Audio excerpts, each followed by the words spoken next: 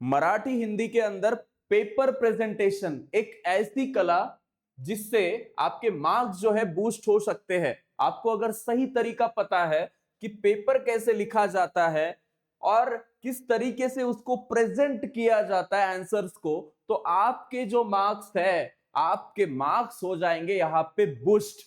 तो कैसे करना है, किस तरीके से पेपर को प्रेजेंट करना है, तो जानते आज मेरे साथ। Hello and welcome all of you students, this is Suyog कुरलकर and शुरू करते हैं आज की इस वीडियो को। तो देखिए, हमारा जो हिंदी मराठी का जो पेपर है, इसके अंदर सबसे इंपॉर्टेंट जो बात है कि ये है कितने मिनट का। मतलब हमें पहले तो टाइम मैनेजमेंट करना होगा, क्योंकि आप उसको सजाओगे या फिर आप उसको प्रेजेंट करोगे तो टाइम तो आपको लगेगा, और आपको 3 घंटे में पूरा जो पेपर है वो प्रेजेंट करके उनको देना है। 3 घंटे मतलब कितने मिनट? 180 मिनट अपने पास है। हर सेक्शन को हमें प्यार से जो टाइम देना है वो कितना होना चाहिए, पहले आपको पता होना चाहिए। सो सबसे जो पहला विभाग है जो होगा ये वाला, उतारो वाला, जहां पे आपको पैसेजेस आते हैं, उसको 15 मिनट के अंदर खत्म करना है। साहित्य रिलेटेड 20 मिनट में, व्याकरण का सेक्शन 25 मिनट में, पत्र निबंध को प्रॉपर टाइमिंग देना है जिसका हम और अच्छे से डिस्कशन करेंगे। साथ ही साथ जो छोटे क्वेश्चन है, जो बड़े क्वेश्चन है, इनको भी प्रॉपर टाइमिंग देना है। जो क्वेश्चन कभी देखे ही नहीं, अपठित गद्य का पार्ट है, पद्य का पार्ट है, उसको भी अच्छे से प्रॉपर टाइम देके सॉल्व करना है। लेकिन यहाँ पे टाइम मैनेजमेंट में थोड़ा सा भी इधर उधर हुआ तो आपका प्रेजेंटेशन का जो स्टाइल है वो बिगड़ सकता है। आप हमेशा क्वेश्चन को लिखते वक्त पेपर के सुरुवात में, ओके, आता पेपर सुरू करण्याच्या आधी जी काय आपली पूर्व तयारी आहे ती कशी असली पाहिजे, कैसी हो हमारी सोच पेपर के पहले। तर प्रश्नपत्रिका सुरुवातीपासून नीट वाचून घ्यायची आहे। जब क्वेश्चन पेपर आपके हाथ में आएगा तो पूरा क्वेश्चन पेपर एक बार अच्छे से रीड कर लो। कितने मिनट में? 2 से 3 मिनट में, जब तक आंसर शीट आपके पास नहीं आती। आंसर शीट आ चुकी है, पेपर लगने को 5 से 10 मिनट का टाइम है। उसी टाइम के बीच में आपको ये सारी चीजें करनी है कि अच्छे से पहले तो क्वेश्चन पेपर को पढ़ लेना है। उसके बाद कोणत्या क्रमानं प्रश्न सोडवायचे ते ठरवून घ्यायचं आधीच।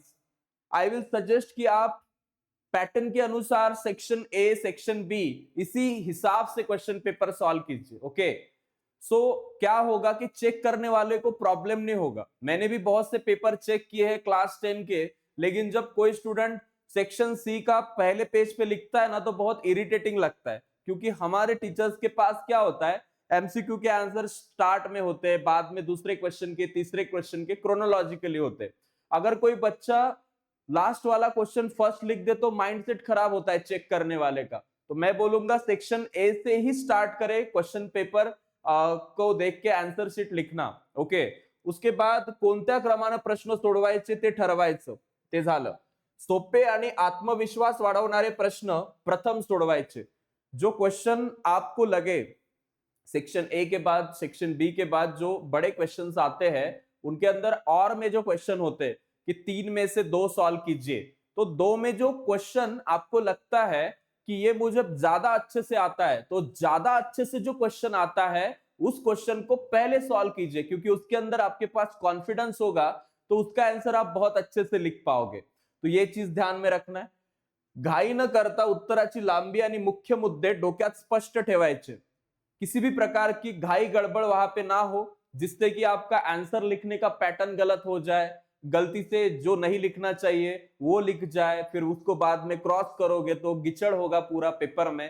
तो ऐसा ना हो, इसलिए शांत दिमाग से, जितना मैं समझ सकता हूं, ये पेपर पहले दूसरे ही होते हैं तो टेंशन बहुत ज्यादा होता है कि बोर्ड्स है भाई, बोर्ड्स है। तो चिल, आपको आता है ना, आपने पढ़ाई की है ना, तो क्यों टेंशन लेने का, रिलैक्स रहने का। ज्यादा से ज्यादा क्या होगा, एक आध क्वेश्चन छूट सकता है, फेल तो आप होगे नहीं वैसे भी। आप फेल होने वाले स्टूडेंट इस चैनल पे है ही नहीं। इस चैनल पे सारे टॉपर्स निकलेंगे। तो आप टॉपर हो तो आपको खुद को आत्मविश्वास होना चाहिए, अंदर से कॉन्फिडेंस होना चाहिए कि मैं तो कर ही लूंगा, मैं टेंशन क्यों लूं। ये सोच लेकर उस दिन रहना, नहीं तो गड़बड़ करोगे, हाथ को पसीना आएगा, वो फिर इंक को लगेगा, पेपर पे फैलेगा, पेपर प्रेजेंटेशन खराब होगा। पेंसिल का हमेशा यूज करो, जहां पे अंडरलाइन करना है पेन से अंडरलाइन मत करो, पेंसिल से जो होता है ना, जैसे हमारा क्वेश्चन यहाँ पे देखिए, इसका क्वेश्चन यहाँ पे कंप्लीट हुआ, तो उसने क्या पेन से अंडरलाइन किया है क्या? नहीं, पेंसिल से एक सीधी लाइन स्केल से डाली है, और क्या हो गया? बहुत बढ़िया लग रहा है। आईएमपी है तो उसके नीचे अंडरलाइन किया है, ओके। वो कैसे अंडरलाइन किया है? पेंसिल से अंडरलाइन किया है, जिससे पेपर जो है ना काफी बढ़िया लगता है। उसके बाद का जो सेक्शन है वो है ओवरऑल प्रेजेंटेशन कैसा हो। हमारा हैंडराइटिंग स्पष्ट होना चाहिए, एक जैसे होना चाहिए, नहीं तो शुरुआत में तो बहुत सुंदर निकलता है, पेपर के लास्ट के जो मिनट होते हैं उसमें पूरा ऐसा ना हो। वाचायला सोपं असलं पाहिजे, रीडिंग करने के लिए काफी आसान होना चाहिए। उत्तराची क्रमांक नीट आणि अचूक लिहायचे। उत्तर का मतलब जो आंसर है हमारा, उसका जो नंबर है वो हमेशा से क्लियर हो। जैसे कि यहाँ पे हम लिखते हैं ना कि ये क्वेश्चन नंबर 11 है और उसके अंदर का क है, ओके। तो उसके लिए एक लाइन ऑलरेडी होती है, वो जो मेन लाइन होती है उसके अंदर एक लाइन, उसके एक बाहर लाइन, ऐसे कुछ बच्चे करते हैं। तो आप इस तरीके से फॉलो अप कर सकते हो, जिससे कि क्या होगा, कौन से क्वेश्चन का कौन सा आंसर वो लिख रहा है वो अच्छे से पता चलेगा। ऊपर सेक्शन का नाम होना जरूरी है, खंड कौन सा चल रहा है आपका, वो भी आप यहाँ पे प्रॉपर लिखिए। इसके साथ ही प्रत्येक मोठ्या उत्तरानंतर एक ओळ सोडायची है। किसी भी एक बड़े क्वेश्चन के बाद आपको इतना पैसा आपने दिया है, उस आंसर शीट का आपने पैसा दिया है, तो आपको जितनी आंसर शीट चाहिए आप उतनी आंसर शीट उनको मांग सकते हो। सो आपको टेंशन लेना है क्या कि इतने से पेपर में मैं पूरा पेपर भर दूंगा? नहीं, आपको मस्त जितना ज्यादा मोकड़ा मोकड़ा लिखना है उसके अंदर, जितना ज्यादा आपको उसके अंदर लिखना है आराम से लिखो। आपको किसी भी प्रकार का यहाँ पे टेंशन लेने की जरूरत नहीं है। आपको और आंसर शीट लगेगी तो आपको वहां पे मिल जाएगी। आपको जो लेफ्ट साइड में डाव्या बाजूला व्यवस्थित मार्जिन स्केल से करनी है।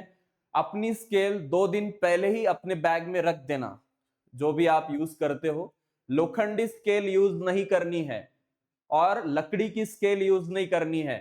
क्यों नहीं करनी है? क्योंकि लोखंडी स्केल से या फिर लकड़ी वाली स्केल से हमने कहां से लाइन डाली है वो प्रॉपरली दिखता नहीं है।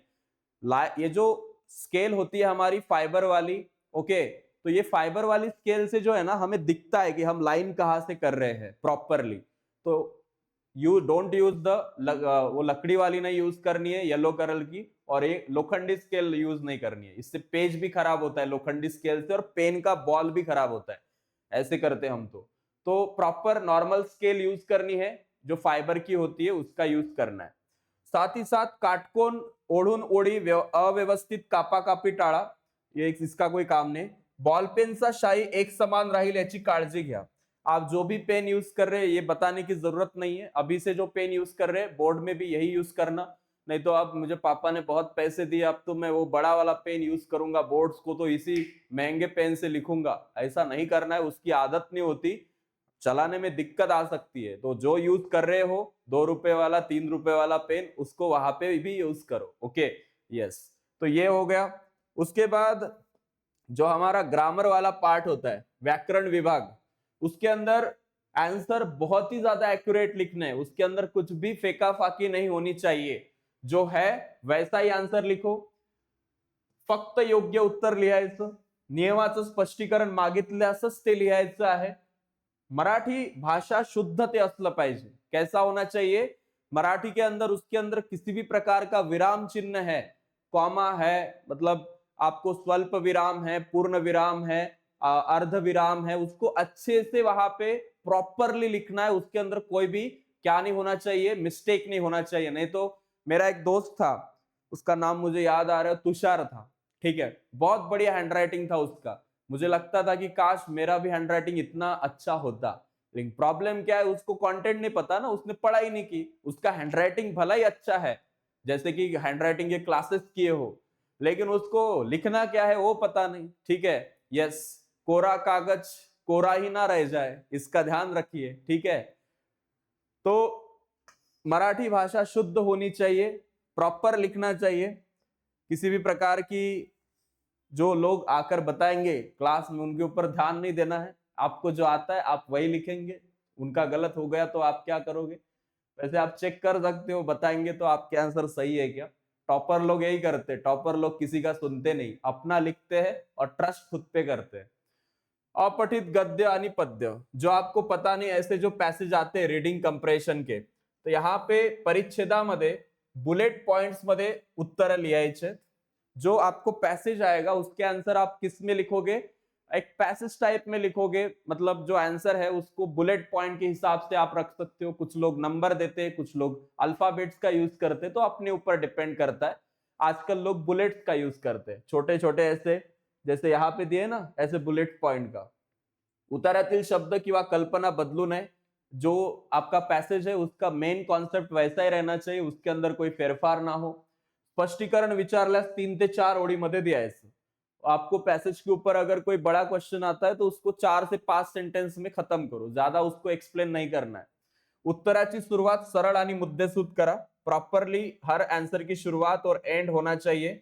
साथ ही साथ आपको साहित्य कविता आधारित प्रश्नों के अंदर भी वही सिस्टम यूज करना है कि जो प्रॉपर जैसे चलेगा। निबंध के पार्ट में आपको सबसे ज्यादा मार्क्स मिलते हैं, तो उसकी पहले तो प्रस्तावना देंगे आप, स्टार्टिंग अच्छी करेंगे, अच्छा इंट्रो उसका होगा। उसके बाद 3 से 4 सेंटेंस में प्रॉपर आप 5 से 6 में भी कर सकते हो।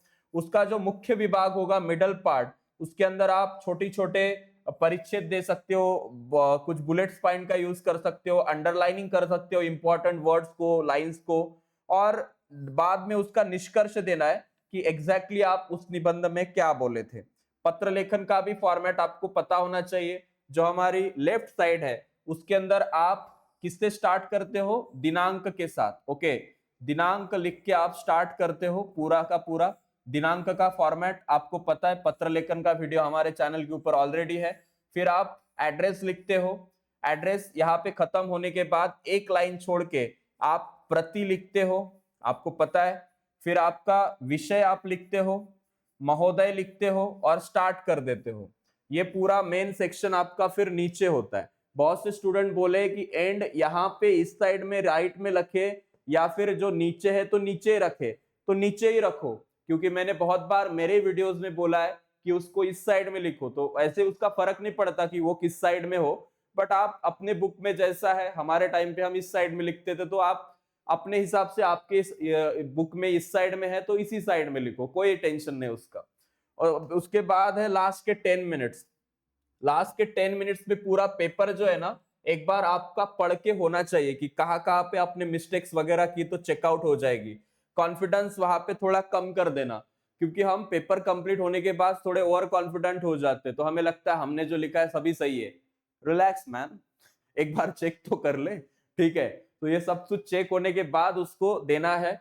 साथ ही साथ सर्व प्रश्नांचे क्रमांक तपासले यायचे। ओके, तो आपने क्वेश्चन नंबर सही दिए हैं हर जगह पे, वो देख लेना। उत्तर सुटलेलं तर नाही कोणतं ते बघून घ्यायचं। स्पेलिंग सभी चीजें अच्छे से देख लेना है, और जो इंपॉर्टेंट जगह है वहां पे अंडरलाइन कर देना है। Okay, so this was about it. अब लास्ट के 10 मिनट्स का भी हमने देख लिया है। अब क्वेश्चन पेपर आंसर शीट कुछ ऐसी होगी, वहां पे क्या करना है आपको वो बता ही देंगे। यहाँ पे बिल्कुल गड़बड़ नहीं करनी, ये फर्स्ट टाइम होगा, स्कॉलरशिप नवोदय जिन्होंने नहीं दी है उनके लिए, तो उसको अच्छे से देख लो। यहाँ पे आपका कुछ और डेटा आता है, सब्जेक्ट वगैरह, पेपर वगैरह, डेट वगैरह, कौन सी भाषा में आप लिख रहे हो, एंड देन आपका पेपर शुरू हो जाता है। जैसे अब गद्य का विभाग 1 है, तो इसी तरीके का एक बॉक्स स्केल से बना के आप यहाँ पे डालेंगे, ठीक है। विभाग 1 गद्य, यहां से आपका पेपर स्टार्ट होगा।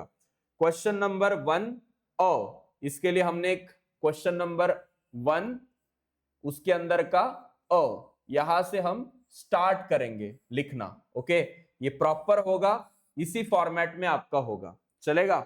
तो ये सब चीजें हमने आज देखी है। आपको अभी भी इसके अंदर कोई डाउट्स है तो कमेंट बॉक्स में जरूर डालिए। I have tried my all to give you all important tips about the paper presentation. ऐसा ही एक वीडियो मैं हिस्ट्री ज्योग्राफी के लिए भी लेके आ रहा हूं। Stay connected. Thank you.